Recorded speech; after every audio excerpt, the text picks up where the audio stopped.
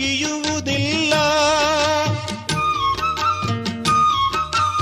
ಅಮ್ಮನನ್ನು ಜಪಿಸುವುದ ಮರೆಯುವುದಿಲ್ಲ. ಮಗನ ವಿನಾ ಅಮ್ಮನಿಗೆ ಲೋಕವೇ ಇಲ್ಲ. ಅವಳ ಮುಖ ನೋಡಿದರೆ ಹಸಿಯುವುದಿಲ್ಲ. ನನಗೆ ಗಾಯ ಆದರೆ ಅವಳು ಅತ್ತು ಕರೆವಳು. ನನಗೆ ನಗು ಬಂದರೆ ಅವಳು ನೋವ ಮರೆವಳು.